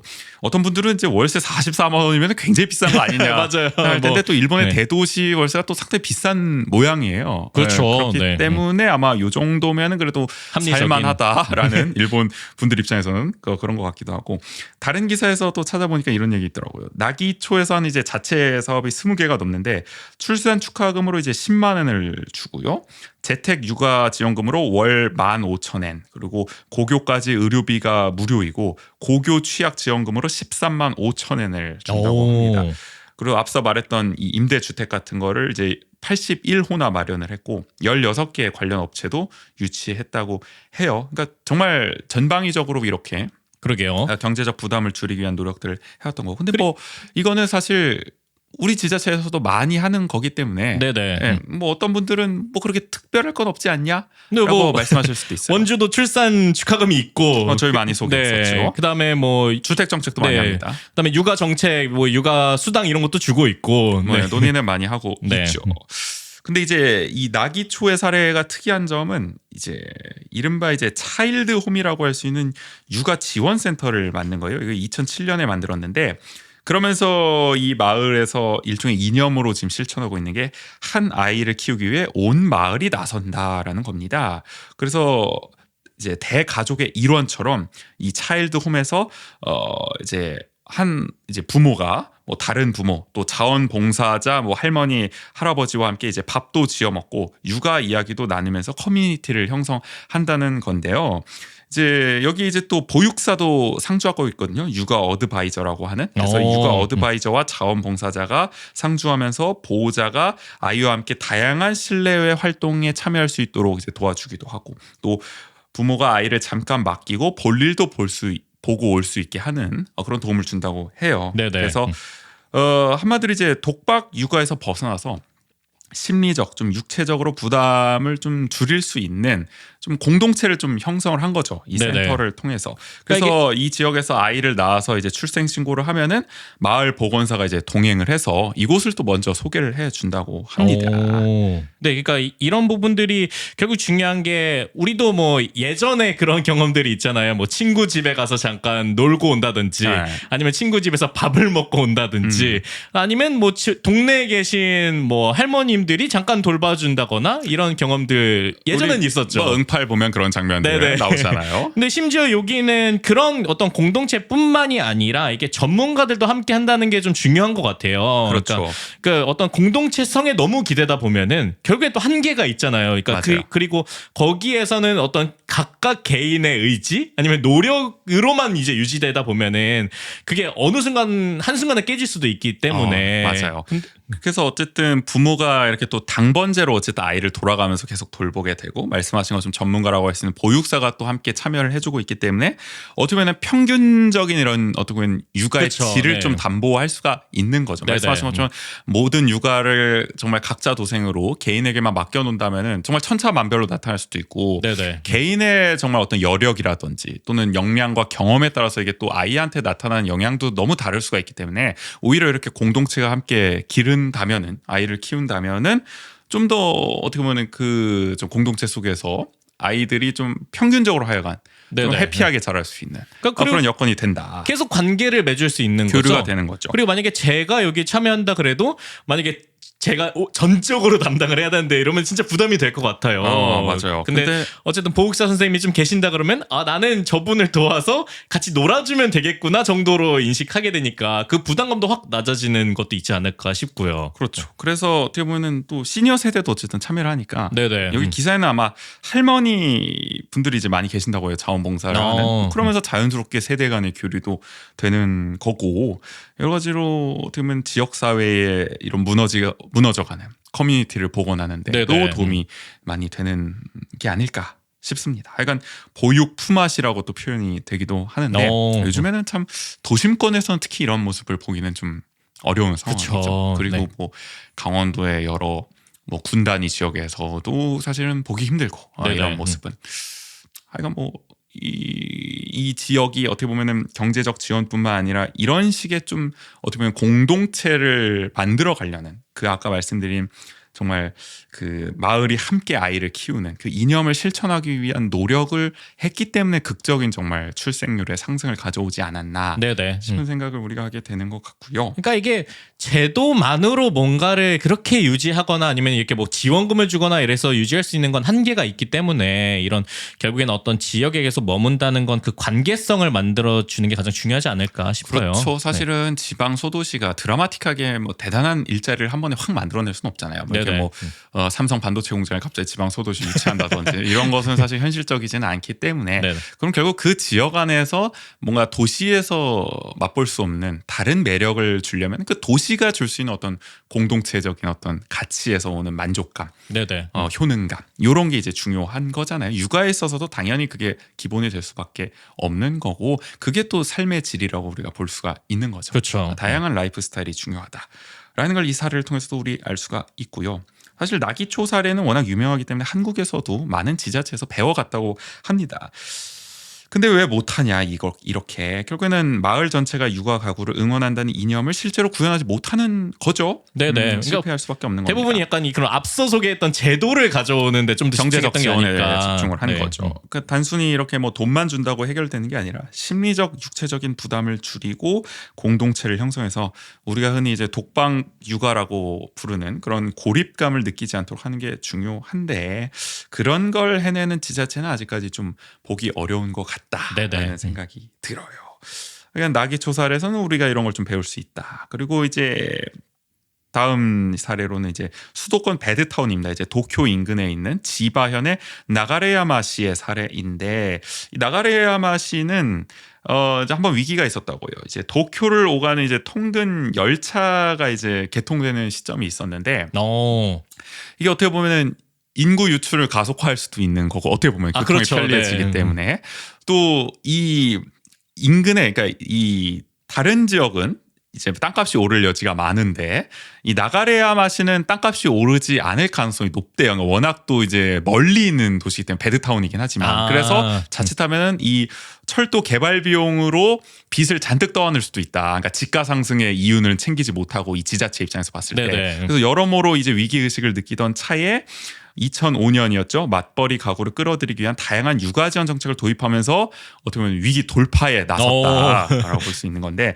그래서 어떤 정책을 펼쳤냐. 일단은 당연하게도 어린이집을 대폭 늘렸다고 해요.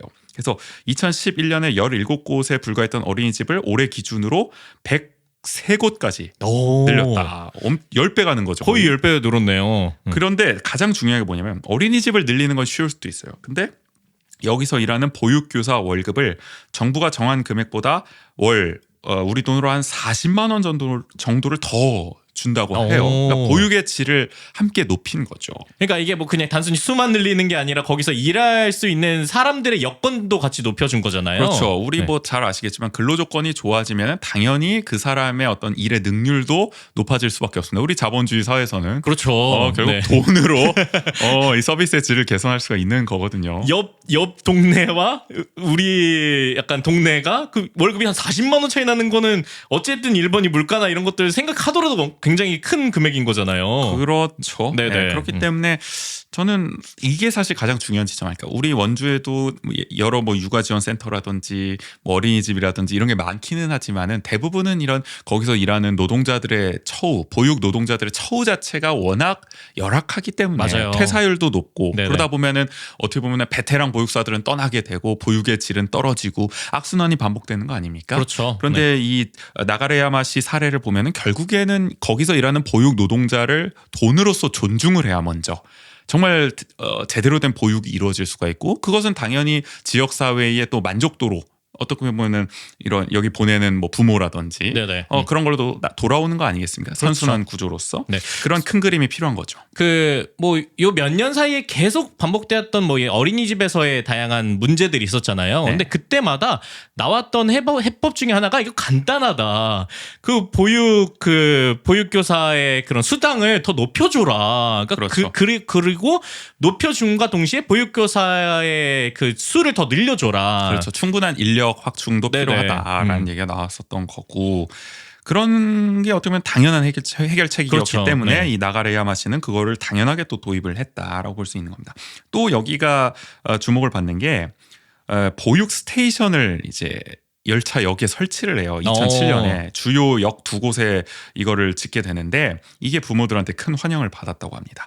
부모가 이제 아침에 보통 이제 열차를 타고 뭐 도쿄나 이런 데로 출근을 할 거 아닙니까? 네네. 이곳 지역의 특성입니다. 인구의 40% 정도가 그렇게 산다고 해요. 베드타운이기 때문에 뭐 우리 수도권 위성 도시 사시는 분들이 익숙합니다. 저도 남양주에 살았기 때문에 대부분이 다 서울로 출근합니다. 그래서 이 보육 스테이션에 아이를 맡기면은 여기에 있는 보육사가 아이들을 돌보다가 이제 전용 버스가 이제 있어요. 그래서 여기에 이제 태워서 각자 다니는 어린이집에 차례로 이제 시간 맞춰서 데려다 주는 거죠. 그러니까 아직 어린이집 문을 열기 전에 이제 보통 맡길 거 아니에요. 네네네. 보육 스테이션에서 잠깐 데리고 있다가 이제 어린이집 갈 시간이다 하고 이제 버스 태워서 이제 다 돌아다니면서 네네. 뭐야 통학이라 그러나? 그렇죠. 그걸 그렇죠. 시켜주는 네. 거죠. 네. 그리고 이제 오후에도 마찬가지입니다.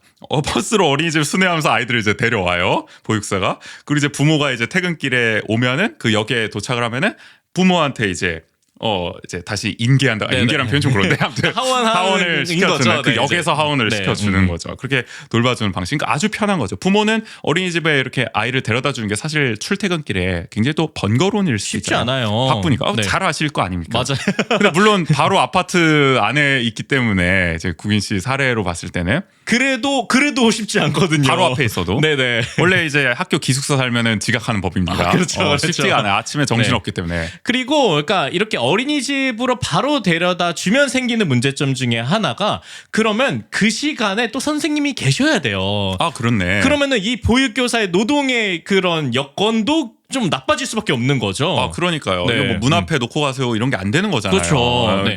내가 무슨 비유를 한 거야? 자 중요한 거는 보육 교사가 어쨌든 있는 시간, 그러니까 출근할 시간에 맞춰서 데려가야 된다는 거죠. 네네. 뭐 내가 오늘 일찍 출근해야 된다고 해서 정말 뭐 아침 정말 6시 6시에, 백바람부터 아이를 맡길 수는 없는 시스템이기 때문에. 네네. 근데 그렇기 때문에 요즘 어린이집에 계속 그런 요구들이 있대요. 그러니까 조금 더 일찍 할 수 있게 해줘라. 네. 근데 이게 그러면 원장님이나 아니면 그런 원 입장에서도 그걸 막 마냥 거절하기도 어려워요. 상당한 압박이 될 테니까. 네. 근데 사실 그 뭐 인력 확충이 충분히 되지 않는 이상 현실적으로 네네. 그렇게 유연하게 조정하기 또 어려운 지점이 있을 테고요. 당연히. 그렇죠. 그러니까 그렇다 보니까 이게 계속 악순환이 반복되는 거죠. 그렇네. 왜냐면은 원주도 이제 원주에서 이런 여주나 이천으로 통근하시는 분들이 많아졌다고 그렇죠. 하더라고요. 네. 이제 그러면서 이제 뭐 한 7시 반, 뭐 7시 이럴 때 아이를 맡기는 경우가 많은데 그러니까 이게 계속 늘어나다 보면은 이제 선생님의 어떤 선생님도 체력적 한계를 느끼실 수도 당연합니다. 있고. 네. 네. 그러니까 그런데 여기에는 어쨌든 역에 이렇게 어떤 중간 또 어린이집처럼 이렇게 있다 보니까 그러니까 그런 부분에서 좀 원의 어떤 노동의 질도 높아질 수 있는 효과가 있지 않나라는 생각이 들죠. 어쨌든 이게 수요자의 니즈에 또 당사자의 니즈에 정확히 부합하는 정책을 만들었다고 볼 수가 있는 거죠. 네네. 부모 입장에서 가장 편리한 게 뭘까? 그냥 내가 출퇴근하는 길에 바로 그냥 그 동선에 맞게 아이를 이제 맡길 수 있는 거. 이게 가장 중요할 것이고 또 뭐 이렇게 어린이집이나 이런 입장에서도 괜히 사서 뭔가 이렇게 부모의 압박을 받아가지고 먼저 문을 열게 되고 그렇죠. 네. 뭐 늦게까지 해야 되고 막 이런 부담을 좀 덜 수 있게 된다는 거죠. 이게 특히 좋은 게 뭐냐면은 만약에 이제 부모가 야근이나 이런 걸 해서 일본도 야근이 많지 않겠습니까? 늦을 경우에는 이제 오후 9시까지 연장 보육도 제공을 한다고요. 여기에서 그러니까 어린이집을 그렇죠. 어린이집에서 어쨌든 하원은 똑같이 시킬 거 아닙니까? 네네. 데려왔을 때 이 보육 스테이션 역에 있는 보육 스테이션에서 9시까지 이제 데리고 있어 준다는 거죠. 네네. 그러니까 얼마나 또 편리하겠습니까? 급한 일이 생길 수가 있는 거니까. 그렇죠. 그러니까 이게 어떻게 보면 지금은 우리나라의 시스템에서는 그 개별원이 이걸 책임지도록 그러니까 했는데 각자 도생입니다. 네. 근데 그러다 보면은 한편으로는 좀 저도 이제 항상 고민되는 것 중에 하나가 이거 저도 일이 바쁘거나 이럴 때는 좀 늦게 데려와야 하는 상황이 있는데 참 그렇게 하기가 어려운 게 연장반으로 남아 있는 아이들이 그렇게 많지가 않아요. 그러면은 또 그 아이들 소수만 있으면은 또 한계가 있거든요. 그러니까 내 아이가 너무 외롭게 있지 않을까라는 걱정이 되는 거죠. 그렇죠. 근데 이렇게 그런 아이들이 이런 스테이션에 모이면은 그래도 그 수가 조금 더 많다면은 그런 걱정을 좀 덜 할 수도 있지 않을까라는 효과도 있지 않을까 싶고요. 그리고 당연히 보육 노동자의 부담도 덜 수밖에 없고요. 네네. 그러니까 늦는 부모는 항상 발생할 수밖에 없습니다. 우리 특히 노동 조건에서는 맞아요. 우리 사회에. 네. 그래서 어쨌든 이런 좀 아이디어를 바탕으로 한 덕분에 이제 부모들이 어쨌든 정말 여기서는 아이를 좀 낳을 수 있겠다. 네네. 좀 잘 키울 수 있겠다. 이런 마음이 들게 됐을 것 같고요, 당연히. 그 밖에도 또 디테일한 지점에서는 이 건물을 지을 때 반드시 녹지를 조성하도록 하고 층고 제한이라든지 간판 색상 규제 같은 이런 다양한 오. 정책으로 좀 쾌적한 주거 환경을 만들고자 이제 노력을 했다고요. 그러니까 한마디로 좀 이쁜 도시, 살고 싶은 도시 이런 걸 만드는데도 신경을 썼다는 거죠. 네네. 또 왜냐면은 아이들을 키우다 보면 이런 환경들도 굉장히 신경이 그래서 쓰이거든요. 아이가 좀 잘 보고 배울 네. 수 있는 그런 환경을 원하지 않겠습니까? 부모라면은. 우리 원주는 지금 녹지를 없애가면서 지금 주차장을 또 조성하고 있기는 한데 그렇죠. 하여간 뭐 네. 일본의 이 나가레야마시는 녹지 확대에 굉장히 또 심혈을 기울였다라고 합니다. 이런 꾸준한 노력 덕분에 나가레야마시는 전입자가 늘고 출생률도 상승하면서 2004년에 1.13명이었던 출생률이 2018년에 1.67명까지 아주 크게 올라갔습니다. 그래서 2005년 15만여 명이었던 인구가 올해 20만여 명으로 증가했어요. 춘천이 지금 인구가 계속 감소해서 지금 20만 명대가 아마 무너졌다. 무너질 위기다라는 얘기를 봤던 것 같아요. 네네. 그런 걸 생각해 보면은 일본에서는 이렇게 또 오히려 인구가 확 또 증가하는 뭐 배드타운 지방 소도시가 나타나고 있다는 게 좀 다른 지점인 것 같습니다. 여기 시장이 이자키 요시하루라는 분인데 이분이 원래 미국과 일본에서 21년 동안 도시 계획자로 활동을 했던 분이라고 해요. 전문가인 거죠. 그래서 2003년에 답답해서 내가 시장이 된다 했던 분이에요. 아까 그 위기가 있었다 그랬잖아요. 통근열차 개통하면서. 근데 정치인들이 장밋빛 전망만 하고 있는 거예요. 고향사랑 기부제처럼. 뭐 어쨌든 철도 뚫리면 사람 들어오고 하여간 뭔가 해피하게 여기가 잘 개발되지 않겠습니까? 근데 이자키 요시하루 씨가 볼 때는 말도 안 되는 얘기라는 거죠. 정확하게 이걸 대응을 해야 된다 해서 네네. 이분이 직접 시장이 돼서 이 인구 감소를 막기 위한 정책으로 다양한 육아 지원 정책을 통해 맞벌이 부부들이 살기 좋은 도시를 만들어서 인구 유입을 시키자. 정확하게 타겟을 정하고 그렇죠. 네. 그래서 그게 주요로 해가지고 2003년부터 지금까지 시장을 하고 있대요. 그럼 몇 년째 하고 있는 거죠? 20년째 하고 있는 거죠. 장기 집권을 하고 있다. 이 삼선 일본은 그런 제한이 없나 일본은 봐요. 없죠. 네. 아마 이게 뭐 지역마다 다를 수도 있을 텐데 제가 알기로는 계속 연임하는 지역이 꽤 많은 걸로 알고 있습니다. 뭐 잘하니까 하고 계신 그렇겠죠. 뭐. 네. 그래서 이분이 이런 말을 했어요. 인구 감소를 막기 위해 다른 곳에서 이사를 오면 목돈을 주는 방식으로 전입을 늘리려고 하는 지역이 있지만 그런 곳이 실제 성과를 거두는 경우는 별로 보지 못했다면서 단순한 현금 인센티브 대신 우리는 양질의 보육과 교육 지원, 쾌적한 도시 환경을 만드는 데 예산을 썼다고 했습니다. 찔리는 지자체가 뭐 한국에 많이 있을 겁니다. 거의 뭐 대다수의 지자체가 이런 정책들을 원주를 저격한 느낌도 있는 거죠. 있죠. 이 정도면. 네. 하여간 우리 원주 같은 경우도 좀 얼마든지 이런 걸 좀 해볼 수가 있다. 네네. 우리도 소위 말해서 하여간 뭐 수도권 지향 하잖아요. 솔직히 말하면은. 맞아요. 강원도에 가깝기보다는 뭔가 서울 수도권의 외곽 도시로서의 정체성을 좀 더 형성해 나가려고 하고 있잖아요. 그게 뭐 바람직한지 아닌지는 모르겠지만 그런 가운데서 어쨌든 뭔가 이 지역이 매력을 느끼게 하려면은 이런 사례도 하여간 참고해 볼 만하다. 왜냐하면 우리도 교통이 발달하고 있고 앞서 말씀하신 것처럼 다른 지자체에서 통근을 하는 사례도 많기 때문에 얼마든지 좀 적용을 해볼 수 있지 않을까라는 생각 들고 맞아요. 가장 중요한 거는 정말 이 보육 노동자의 처우 개선이 동반이 돼야 된다. 그러니까 돈을 써야 됩니다. 어쨌든 돈을 안 쓰고 이 문제를 해결할 수는 없어요. 그렇죠. 근데 뭐 원주나 아니면 뭐 대다수의 그 지자체는 저도 몇 번 지적했던 것처럼 개개인에게 현금을 주는 방식을 취하고 있잖아요. 지금은. 그러니까 뭐 육아 장려금 일종의 그런 지원금이 수당이라든지 수당이. 네. 근데 그런 것보다 저는 이렇게 어떤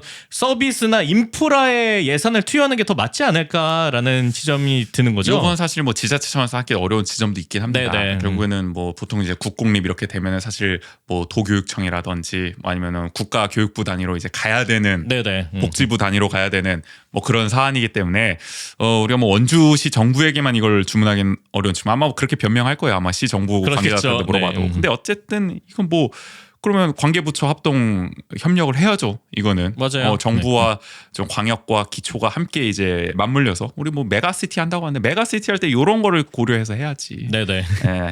뭐 이게 단순히 합치고 뭐 이런 것만 생각해서는 안 될 것 같다.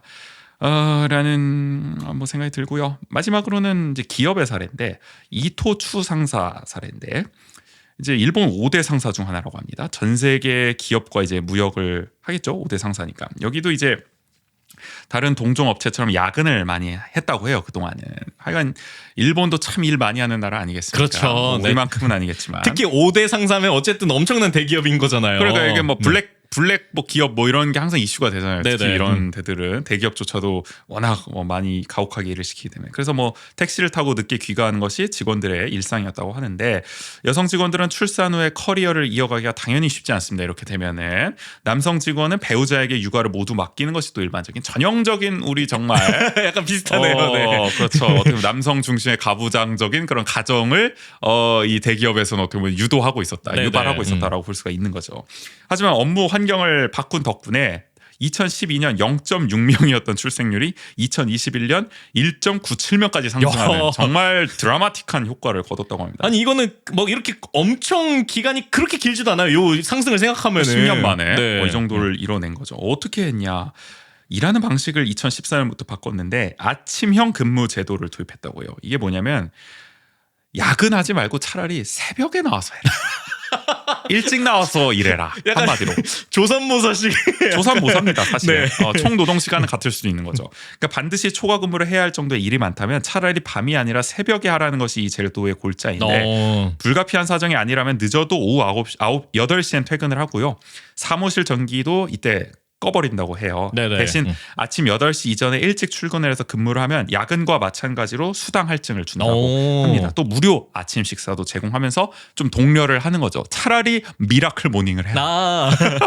근데 이게 그럴 네. 수밖에 없는 게 사실 인간의 루틴상 아이는 결국 저녁에 재워야 되는 거잖아요. 그렇죠. 그러니까 보육은 네. 결국 저녁에 해야 되는 게 있는 거잖아요. 그럼 차라리 그걸 할 시간에는 일을 하지 말고 퇴근해서 그 일을 하시고 대신 뭐 아침 일찍 나와서 하는 유연한 좀 근무를 할 수 있도록 이 제도는 좀 어떻게 보면은 당연할 수도 있는 건데 네네. 시간표를 좀 당연히 그렇게 좀 맞춰서 바꾸는 그걸 그리고 도입을 한 거죠. 그러니까 이게 뭐 한계라고도 지적할 수 있지만 되게 현실적인 대안이라고도 생각이 당장 들어요. 바꿀 수 있는 방식이 네. 되는 거죠. 그러니까 당장 뭐 일 시간 그만큼 줄여 이러면은 또 한계가 있잖아요. 어쨌든 일에 오던 루틴이 있고 그렇죠. 업무의 양이 있기 때문에 맞아요. 근데 이게 뭐 어느 민간 기업들은 뭐 그럴 수도 있겠죠. 이게 뭐 9 to 6로 일할 수밖에 없다. 우리는 뭐 이렇게 뭐 네네. 고객들하고 통화도 해야 되고 뭐 그렇죠. 이런 업무이기 네. 때문에 그래서 아마 모든 뭐 민간 영역에서 이렇게 할 수는 없을 수도 있겠습니다만은 그러나 적용 가능한 민간 업체가 저는 훨씬 많을 거라고 네네. 생각해요. 그래서 이런 거 괜찮은 아이디어라고 생각해서 공직 사회도 한번 이렇게 뭐 새벽 민원 창구 뭐 이런 걸 해보면 막 근데 오히려 약간 그런 이렇게 요구를 하시는 분들도 많으니까 뭐 은행도 마찬가지고 그러니까 내가 업무 시간에 갈 수 없는 것에 대한 이렇게 어려움을 토로하시는 분들도 많거든요. 뭐 그런 거랑 접목해서 한번 해볼 수도 네네. 있겠다라는 생각도 들고요. 하여간 뭐 상사의 눈치를 보느라 불필요하게 사무실에 남아 있는 경우가 없어지니까 당연히 업무 생산성이 크게 향상될 겁니다. 내가 딱 일할 수 있는 시간에 제대로 이제 일을 할 수 있게 되니까 딱 네네. 집중할 수 있는 시간에 이게 마음이 좌불안석 아니겠습니까? 맞아요. 야근을 하더라도 막 아이 돌봐야 되고 막 이런 생각을 하다 보면은 근데 딱 내가 지금 해야 될 일 딱 해놓고 이제 업무에 집중하게 된다면은 기업 입장에서 당연히 긍정적인 효과를 거둘 수 있으리라 우리가 쉽게 예상할 수 있고요. 또 초과 근무 수당이라든지 뭐 기업의 입장에서는 뭐 전기료 또 택시비 이런 비용 절감 효과도 거두었다고 합니다. 네네. 그리고 오후 9시부터 오후 3시를 핵심 근무 시간으로 정해서 이 외의 시간은 상황에 따라서 조절하는 유연 근무제를 도입했고 이거는 뭐 우리 대기업들도 많이 하고 있죠. 네네. 그리고 주 2회 재택근무도 선택할 수 있게 되면서 육아 환경이 더 개선됐다고 합니다. 역시 뭐 요 정도는 우리 기업들도 하고 있어요. 대기업. 맞아요. 네. 근데 대기업 다니는 사람이 많지 않으시겠죠. 네네. 대부분 중소기업에 종사하고 있으니까 이 제도 혜택을 많이 못 본다는 게 아쉽긴 합니다. 하여간 전방위적인 조직 문화 개선에 나섰다고 합니다. 그래서 아까 말씀드린 1.97명이라는 놀라운 출생률을 달성했고요. 지금 일본 전국이 2021년 기준으로는 1.3명, 도쿄는 1.08명으로 우리보다야 낫지만 일본도 심각한 지금 저출생 상태에 놓여 있다는 거죠. 그걸 네네. 감안하면은 이 이토 추상사의 성과는 뭐 괄목할 만하다라고 볼 수가 있는 거고. 되게 현실적인 대안들을 적용해냈다는 게 좀 중요하지 그렇죠. 않을까. 근데 뭐 냉소적으로 보자면 사실 대기업이니까 이게 가능했던 면도 있는 거고. 그렇죠. 그만큼 네. 생산력을 갖고 있기 때문에. 근데 사실 뭐 우리의 어떤 대기업들은 이렇게 할 수 있겠지만 중소기업이라든지 아마 일본의 중소기업들 중에도 이렇게까지 못하는 경우가 많으리라 생각이 네네. 들고요. 그런 걸 하려면 결국에는 국가 제도적인 차원에서 또 이거를 유도해내는 정책이 필요하다. 이것도 결국은 한 기업 단위에서 이게 된 거기 때문에 전체 뭔가 산업 단위에서도 이런 게 이루어질 수 있도록 노력이 좀 필요하지 않을까라는 생각이 듭니다. 하여간 이런 뭐 세 가지 사례, 뭐 지방 소도시, 뭐 수도권 베드타운, 또 대기업의 사례를 통해서 우리 지역에 좀 적용할 수 있는 거를 좀 얘기해 볼 수 있지 않을까 해서 가져와 봤고, 그러니까 한국은 아직도 하여간 뭐 경제적 지원에 초점이 맞춰져 있는 거잖아요. 맞아요. 그 경제적 지원은 사실 충분한지 우리가 여러 차례 또 의구심을 표명하기도 했고, 네네. 뭐 충분하지 않죠 당연히. 물가는 계속 오르고 있는데. 그렇죠. 장려금이 거기에 따라가지 못하고 있잖아요. 지원금이. 네네. 네, 그래서 이런 또 더구나 제도와 문화를 바꾸는 데는 뭐 한계를 많이 보여주고 있습니다. 돈만 준다고 아이를 낳겠냐? 그게 아니라는 거를 지금 우리의 지난 20년 이 저출생 지원 정책이 보여주고 있고요. 그리고 이게 지원은 계속 늘어가고 있는데 출산율은 더 낮아지고 있어요. 그러니까 더 보란 듯이 급격하게. 네. 정말 내가 이런다고 나을 것 같으냐?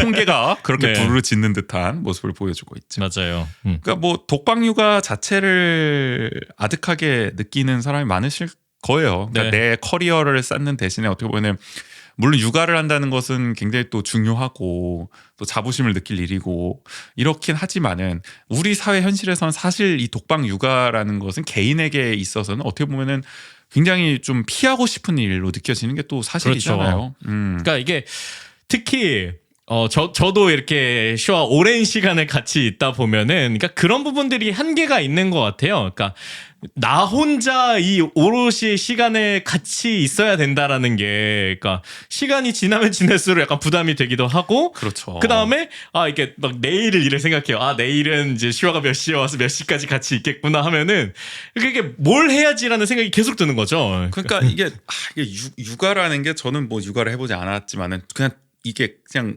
추측을 해보더라도 나라면 어떨까 생각하더라도 이게 정말 하루 종일 정말 걱정 마음의 한켠에 네네. 계속 이제 짐처럼 그러니까 제가 표현을 그냥 그렇게 할게요. 있을 수밖에 없는 거잖아요. 맞아요. 계속 네. 아이 걱정할 수밖에 없는 네네. 거고 또 아이는 보통은 하여간 말이 잘 안 통하지 않겠습니까? 그렇죠. 네. 그런 아무리 내 아이가 이쁘더라도 24시간을 그렇게 상대하다 보면은 당연히 스트레스가 유발될 수밖에 없는 거고. 그렇죠. 그러니까 왜냐면은 이 아이는 오로지 나만을 의지하고 있기 때문에. 그렇죠. 네. 네. 그리고 사회에 어쨌든 단절이 불가피합니다. 네. 그러니까 집에서 계속 육아를 할 수밖에 없으니까. 그렇죠. 네. 사람이 피폐해질 수밖에 없어요. 계속 그렇게 막 1년, 2년 살다 보면 네네. 쉽지가 않습니다. 게다가 내 커리어에 대한 고민은 안 합니까?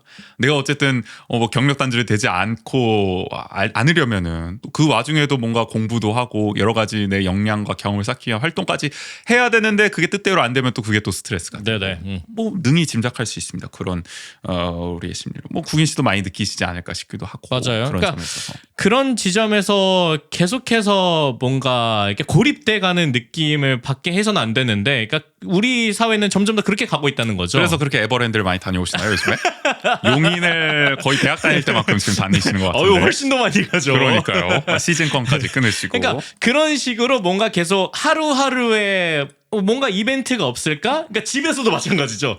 내가 집에 있는다고 그냥 뭐 편안하게 샤워 누워서 있을 수는 없으니까. 맞아. 그러면 집에서는 뭔가 새로운 이벤트. 오늘은 뭐 책을 좀 다양하게 읽어줄까? 아니면 놀이를 해줄까? 그러니까 이런 고민을 할 수밖에 없는 거죠. 왜냐면은 맞아요. 계속 그냥 유튜브 보고 있을 수 없잖아요. 그렇죠. 네. 그러니까 또 육아 방식에 대한 고민도 당연히 있을 거고. 네네. 나 편하자고 아이한테 하루 종일 유튜브나 뭐 이런 거 태블릿 PC만 쥐어주죠. 이럴 수도 없는 그쵸. 노릇 아니겠습니까? 네. 또 아이도 지루해하면 다양한 또 레퍼토리를 또 마련해줘야 되는 그런 책임도 있을 것이고. 그래서 집 근처에 홈플러스가 있다는 게 홈플러스를 매번 가서 약간 네. 구경하는. 구경이라도 하면은 그게 또 하나 그렇죠. 이벤트가 되니까. 약간 그러니까 이런 걸 생각했을 때 점점 더 이런 공공시설에 대한 어떤 고민들도 하게 되고요. 그렇네요. 네. 뭐, 그러니까 집 근처에 아이와 함께 갈 만한 곳이 많이 없구나라는 생각을 많이 하게 돼요. 요즘은 기껏해야 키즈 카페 정도입니다. 네. 그 키즈 카페는 진짜 우후죽순 생기고 있는데 그마저도 사실 요즘은 좀 획일화되고 있다라는 네. 얘기도 있어요. 그리고 그게 결국 비용을 지불하고 가는 거다 맞아요. 보니까. 네, 뭐 공공 키즈 카페가 아무리 생겨봐야 민가를 따라잡지 못할 것이고. 네네. 그러니까 저는 사실 그 생각 듭니다. 이게 뭐 육아도 그렇고 반려동물 키우시는 분들도 마찬가지예요. 아까 얘기하셨지만은 내가 아니면은 정말 어떻게 보면 생명을 유지할 수 없는 존재를 내가 책임지고 있다는 사실 그 자체가 일단은 큰 부담이 그렇죠. 될 것이고 그 가운데서 어쨌든 내가 이 존재를 위해서 모든 걸 쏟아야 한다는 것은 이거는 돈으로 해결할 수 있는 문제가 아니에요 결코. 네네. 물론 돈이 있다면 조금은 도움이 많이 되겠지만은 돈만 있다고 해서 내가 이 책임을 기꺼이 지겠다고 할 수 있는 사람이 그냥 같은 인간 입장에서 생각해 본다면은 당연히 쉽지 않은 문제라는 그쵸. 것을 네. 정책 결정하시는 분들도 아실 텐데 알면서도 이러고 있는 거죠. 그러니까 이게 결국에는 요 사례들 물론 그 마지막에 했던 대기업의 사례도 물론 그렇겠지만 그 이런 아까 얘기했던 나기초 사례라든지 어떤 나가레 야마시 사례 같은 경우에도 결국에 가장 중요한 건 그거 같아요. 우리가 함께 이걸 고민하겠다라는 것들을 계속 인지할 수 있게 해준다는 거. 그렇죠. 네. 네. 어떤 마을이 같이 키워주는 인식을 하게 해준다는 거. 그리고 시 차원에서 어떤 이게 개별 어린이집의 문제만이 아니다. 이거 우리가 함께 고민하고 함께 뭔가 이걸 느낄 수 있게끔 하겠다라는 것들을 인지시켜주는 정책이 결국엔 효과를 거둔 게 아닌가. 맞아요. 뭐 이런 맘카페도 있고 여러 커뮤니티들이 뭐 민간 차원에서 또 공적인 차원에서도 만들려고는 하고 있지만은 아직까지는 여기에 들어간 예산이라든지 이런 게 그렇게 유의미하지는 않은 지점도 있는 것 같다. 네네. 그러니까 다른 뭐 장려금이라든지 지원금에 들어가는 돈만큼 이런 커뮤니티 조성이라든지 이런 거에도 좀 신경을 쓸 필요는 있겠다라는 생각을 계속 하게 되고요. 근데 결국에는 아이를 안 낳는 이유는 저는 뭐 결국에는 한국 사회 자체가 지금 뭐 육아 출산 뭐 이런 것뿐만 아니라 그냥 전반적으로 뭘 하기가 어려워지고 있어요. 그렇죠. 예를 들어서 노동 시간도 길고요. 여전히 뭐 저 69시간 노동제 뭐 이런 것부터 해가지고 뭐 이게 논의 자체가 아주 정말 지지부진하지 않습니까? 답답하고 네네. 구시대적이고 사회 자체는 파편화되고 각자 도생으로 바뀌고 있고요. 그러니까 우리 생애 주기 자체가 지금 아이를 낳을 수가 없어요. 그냥 산술적으로 보더라도 그냥 툭 하고서 지금 이런 얘기하시는 분들이 계세요. 그러니까 2010년대 중반 이후로 특히 제조업이 이제 위기에 빠지죠. 특히 네네. 저기 영남 쪽은 그러다 보니까 이 취업을 하기 위해서 더 수도권으로 인구가 지금 몰려오고 있는 상황이잖아요. 그 이후로는. 아 그렇죠. 네. 그러면은 결국에는 수도권에서의 이런 취업 경쟁은 더 치열해질 수밖에 없고 청년층은 그러면 취업 준비 기간 당연히 늘어날 수밖에 없습니다. 경쟁이 심화되기 때문에 그러면은 처음 직장에 들어가는 젊은 층의 평균 연령은 갈수록 높아지는 거죠. 지금 보면은 여성 같은 경우는 20대 후반, 남성은 뭐 30대 초반 내지는 중반까지 가는 거죠. 그렇죠. 네. 언제 아이를 낳고 기릅니까 이러면? 그러니까- 나 곧 40인데. 그러다 보니까 결혼도 지금 망설이고 있는 상황 속에서 이건 너무 당연한 거예요. 네. 뭐 20대 중반부터 결혼하라 이건 말도 안 되는 소리죠. 취업도 못했는데 어떻게 그렇죠. 결혼할까? 내가 이제 막 취업해서 나 자리 잡으려면 한 3, 4년, 5년 걸리는데 언제 결혼하고 아이 낳아? 언제 그리고 육아해? 안 되는 거죠. 그리고 이게 계속 수도권에 몰리다 보니까 집값은 더 높아지고 맞아요. 있고 총체적 그러면은 문제죠. 더 이제 결혼이나 아니면 어떤 안정적인 생활을 하기가 어려워지고 그렇죠. 네. 이 얘기 안 하면서 저출생 문제 해결하겠다고 하는 사람들은 다 그냥 새빨간 거짓말 하는 그렇죠. 거죠. 네. 허황된 얘기 하고 있는 거죠. 이게 가장 중요한 문제입니다. 아이를 낳을 시간이 없고요, 타이밍도 없고요, 여력도 없다라는 겁니다.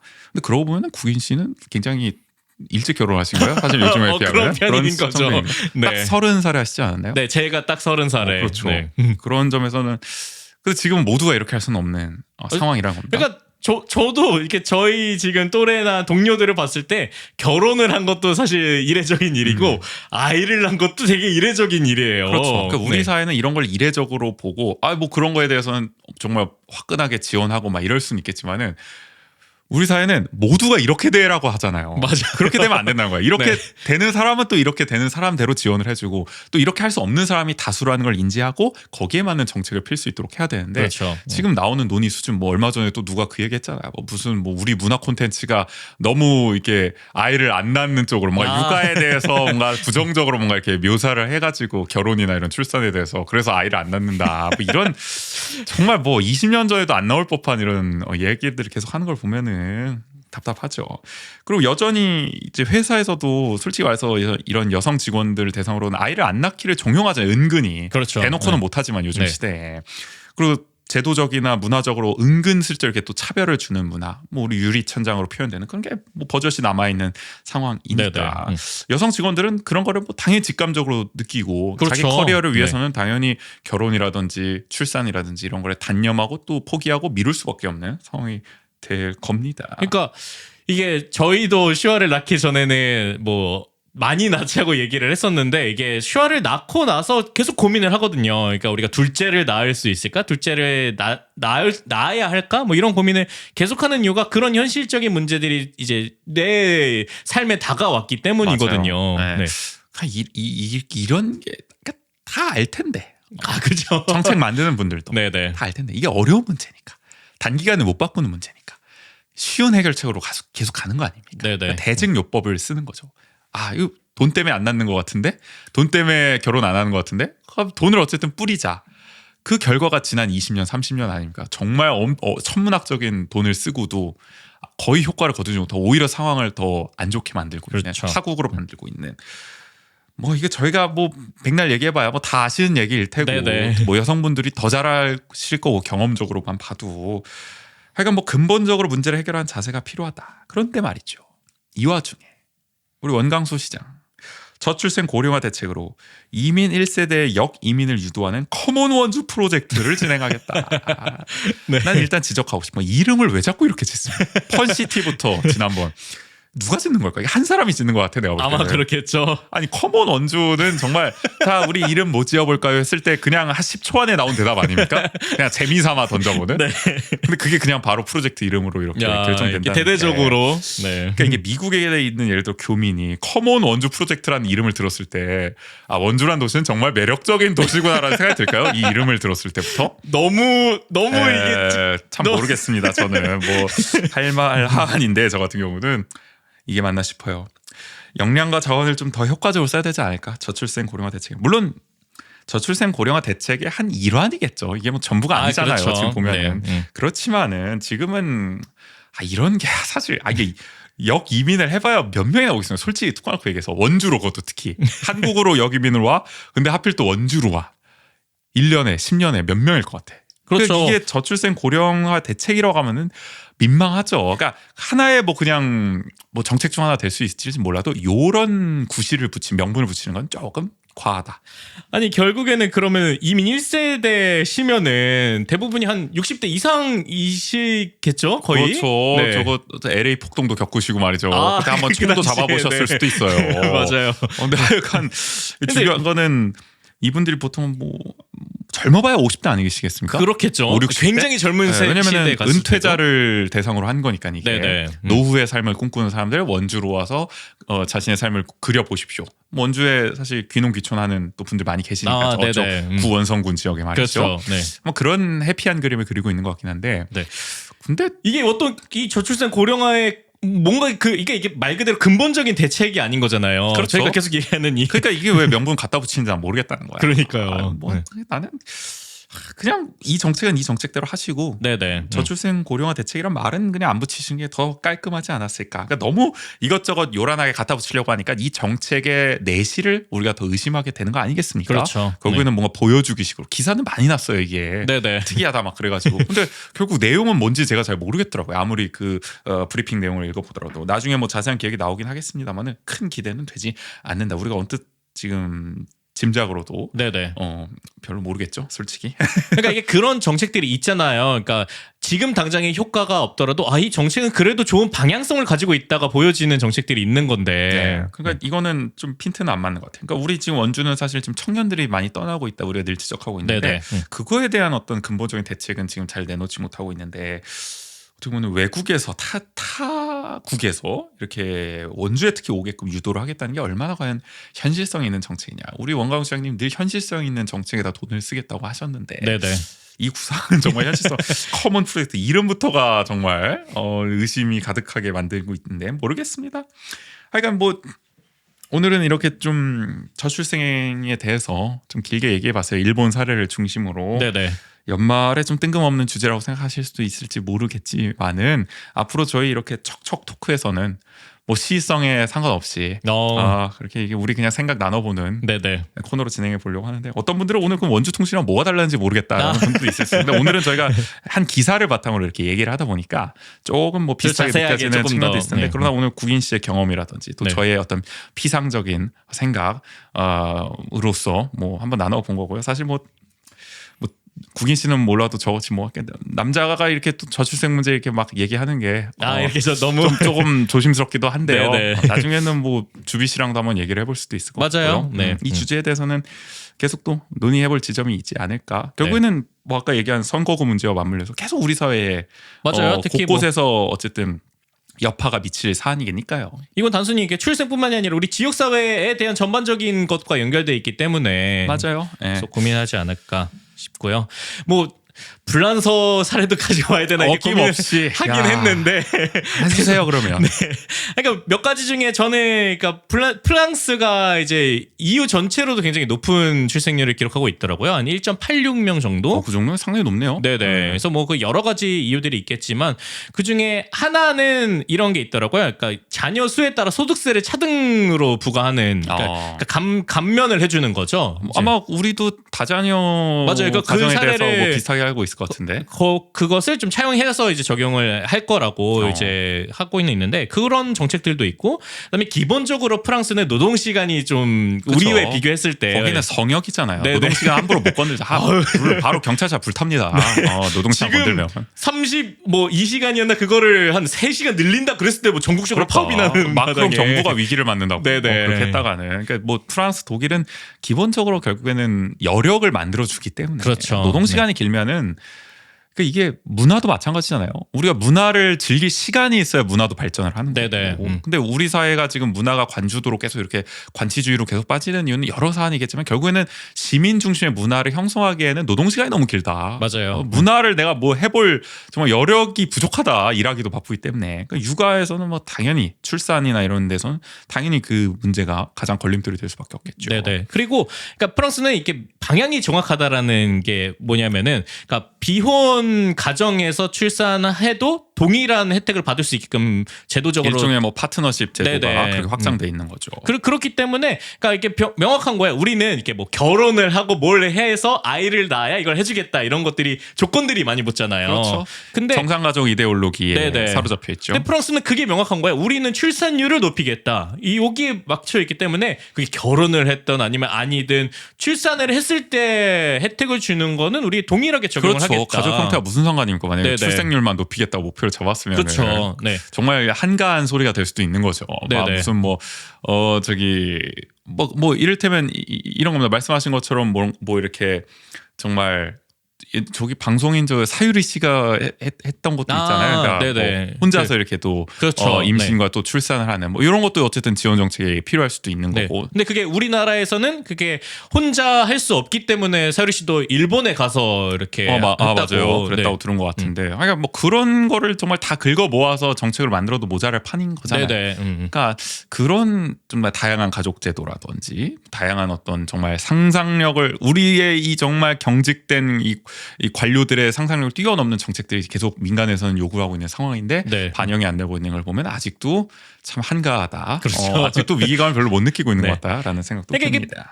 정확하게 우리가 목표하는 바가 있으면 그걸 위해서 뭔가를 해야 되는 건데. 맞아요. 네. 그러니까 요거 얘기하려면 또 막 정상가족 이데올로기 또 실컷 얘기하고 또 1시간 지나가니까 네. 오늘은 또 다른 주제로 한번 얘기해 보고 네. 오늘 또 불란서 얘기까지 또 아주 결국. 막 알차게 했네요. 네. 네, 오늘 이렇게 첫 시간 가져봤던 척척 토크 여기까지 해보겠습니다. 오늘 짧게 하려고 그랬는데 너무 길어졌네요. 벌써 1시간 거의 반 가까이 되고 있거든요. 네. 여러분들 듣느라 지금 참 고생 많으시고요. 내일은 저희 사실 편성을 좀 바꿔보려고 합니다. 원래 또 시의원 한번 모시고 무실동은 지금 해보려고 했는데 한 주 연기를 하고요. 네네.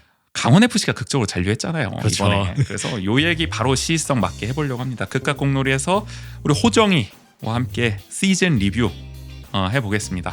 어제 저희가 사실 좀 얘기를 나눠봤는데 뭐 다음 시즌이 더 걱정이던데 사실 올 시즌은 이렇게 넘길 수 있을 건지 그렇죠. 몰라도 그래도. 그러나 걱정과 좀 희망을 담긴 네네. 했다.